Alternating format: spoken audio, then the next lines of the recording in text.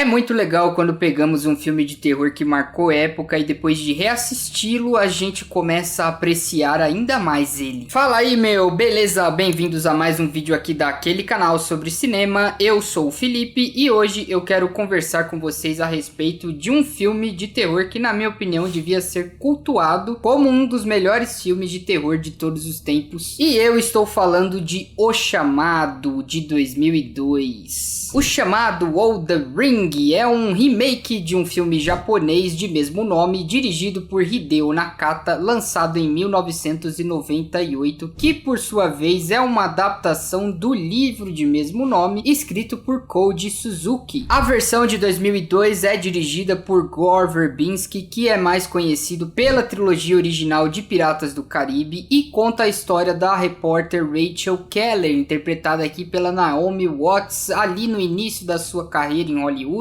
Com a misteriosa morte de sua sobrinha Katie, Rachel decide ir atrás da verdade e se depara com uma lenda urbana a respeito de uma fita VHS que, quando assistida, mata o seu espectador após 7 dias. Após a própria Rachel descobrir o paradeiro da fita misteriosa e assisti-la, ela recebe um telefonema com uma voz fantasmagórica sussurrando 7 dias. A partir daí, então, começa uma corrida contra o tempo, onde ela terá que decidir se ela vai conseguir resolver o mistério em torno dessa fita ou vai perecer ante a sua maldição. Para isso, ela vai contar com a ajuda do seu amigo Noah, interpretado aqui por Martin Henderson, um cara meio bad boy que o filme não conta muito a respeito para nós no início, mas que vai sendo revelado conforme a trama vai avançando. E também com a ajuda do seu filho Aidan, interpretado aqui por David Dorfman. Eu sei que esse filme já é muito queridinho dentro dos circuitos dos fãs do gênero de terror, mas reassisti-lo me fez perceber ainda mais a grandeza dele como obra audiovisual. E eu acho que muito disso se deve à época em que ele foi lançado, que foi uma época onde o gênero de terror estava começando a mudar, né? Você já tinha slashers como Pânico, que estavam chegando e redefinindo o próprio gênero. E esse filme veio e redefiniu também o estilo de filme de terror envolvendo fantasmas ou espíritos vingativos. Toda a atmosfera dele nos remete imediatamente para aquele início do novo milênio, que de certa forma é deprimente. A gente tem que lembrar que a gente está falando do pós 11 de setembro, não é nem um ano depois do ocorrido, né, daquela tragédia, é apenas alguns meses depois, né? Então você vê aqui muito dessa atmosfera pesada. A gente vê uns Estados Unidos deprimente, não em termos econômicos, mas em termos de espírito. E tudo isso se reflete também na cinematografia do Bohan Bazelli. Ele traz aqui cores bem frias, bem dessaturadas, tem um filtro verde que seria muito popularizado ali nos lançamentos do gênero naquela década, né? Muito por causa desse filme. E o que deixa ainda melhor essa obra-prima do terror é saber que ele foi gravado em negativo de 35mm, né? E aquele tom esverdeado que seria muito atribuído ao filme digital, à edição digital, ele foi feito, foi conseguido no set, na câmera, ali na mão. Os caras fizeram ao vivo, né? Quem sabe faz ao vivo, então várias misturas de filtros diferentes para criar essa tonalidade esverdeada característica desse filme, e contribui muito, né, pro visual dele, traz esse tom desolador que o filme precisa. Clima frio e chuvoso também combina muito bem com a atmosfera, com esse tom, com essa cinematografia, com a história que está sendo contada.